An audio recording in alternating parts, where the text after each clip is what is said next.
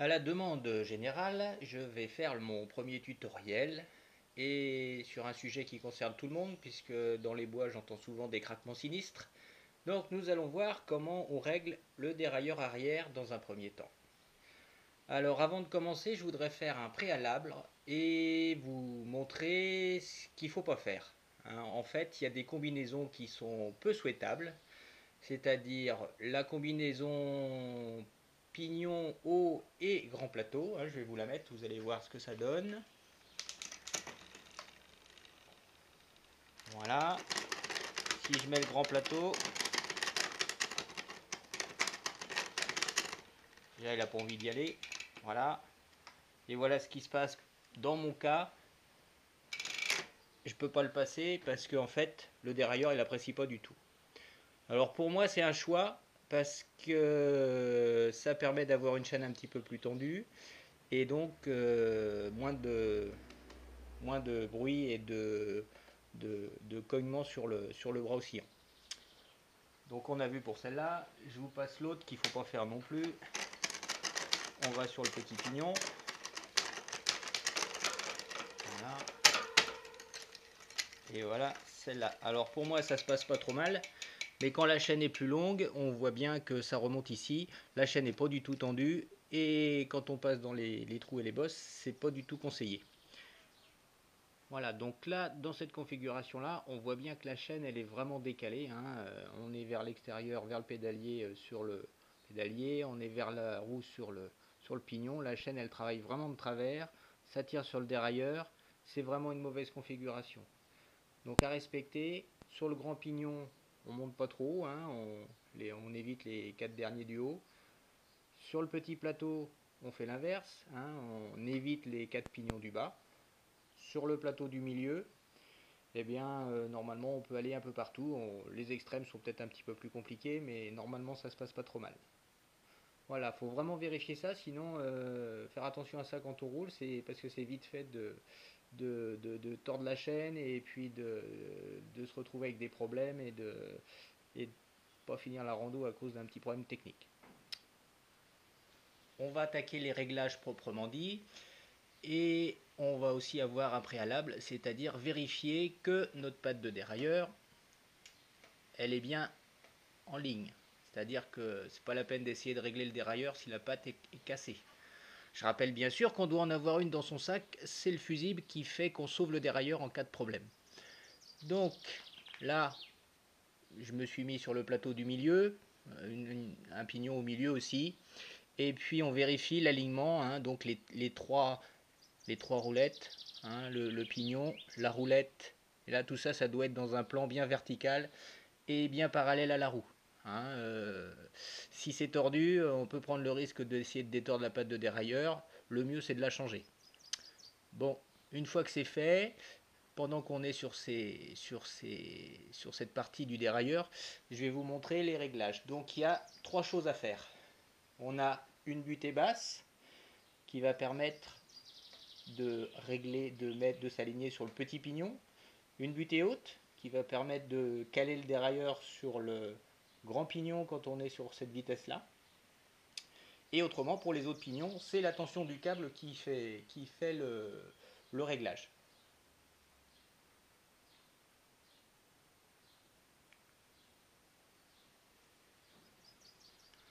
Préalable là de la même façon, la première chose à faire, c'est de s'assurer que de la tension du câble.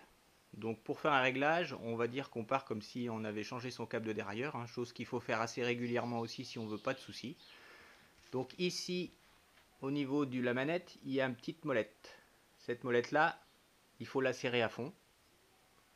On place son câble, voilà, ça tourne. Dans le sens où on visse, on détend le câble. Dans le sens où on dévisse, c'est-à-dire quand vous faites dans le sens inverse de l'aiguille d'une montre, on retend le câble. Donc on s'en servira pour, une fois qu'on aura réglé les butées, pour s'assurer du passage des vitesses dans de bonnes conditions. Donc pour la tension du câble, on va vérifier ici quand on est sur le petit pignon.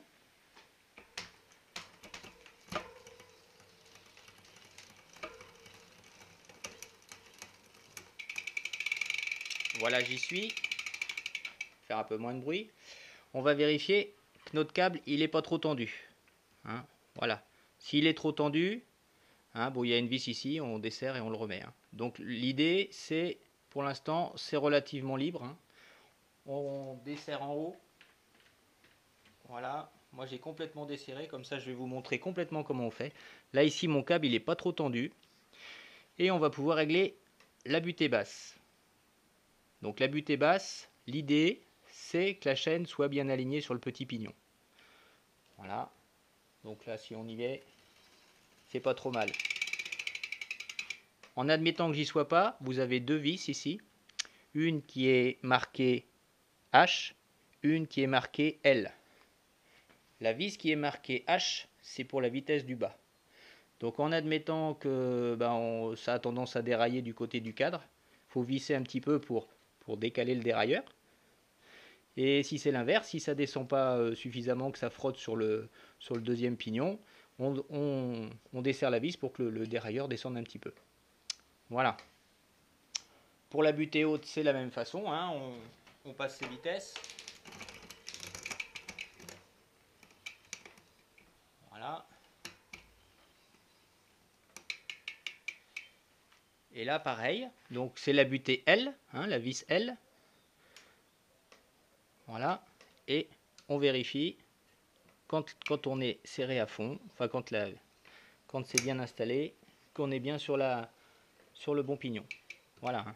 Bon, moi j'ai un petit peu de jeu là, c'est parce que du coup j'ai desserré mon câble, il n'est pas assez tendu. Mais bon, si je vais jusqu'à ma butée, hein, je suis bien aligné avec mon pignon du haut. Donc pareil, si je visse, je reviens vers l'intérieur, donc je vais avoir tendance à revenir sur le pignon d'avant. Si je dévisse, ça s'en va un petit peu plus loin et on risque de tomber entre les rayons et le pignon. Donc c'est pas bon non plus. Voilà. Une fois qu'on a fait ça, eh bien on va s'assurer, on va redescendre sur le petit pignon. Voilà. Et là maintenant, on va s'assurer que chaque cran, hein, sur le levier, chaque cran va nous faire passer d'une vitesse à l'autre. Si ce n'est pas le cas, ça veut dire que la tension du câble est mauvaise. Donc ça, c'est ce qu'on fait en dernier. Donc là, je fais un cran, je monte, un autre cran, je monte, un autre cran, je monte. Pour l'instant, tout se passe bien. Si j'ai bien repéré, c'est sur le dernier que ça se passe mal. Voilà, j'y vais pas. Donc qu'est-ce que je fais? Mon câble n'est pas assez tendu. Hein, donc je dévisse, hein, ça va tendre le câble. Et normalement, là, je devrais me retrouver sur mon pignon comme il faut. Donc là, on entend un petit bruit. Ça veut dire que c'est encore pas bon. Hein. Donc je dévisse jusqu'à ce qu'on n'entende plus rien. Voilà. Donc là, c'est bon. Reste quand même à vérifier que ça fonctionne bien dans l'autre sens. Donc un cran. Voilà. Et on vérifie que ça ne gratte pas sur une ou sur l'autre. Hein, donc si la chaîne frotte sur le pignon du dessus, le câble est trop tendu. Si elle a envie de descendre d'un pignon, c'est que le câble n'est pas assez tendu. Voilà. Voilà. Et avec ça, on s'assure d'une randonnée dans de bonnes conditions. Voilà, je revérifie.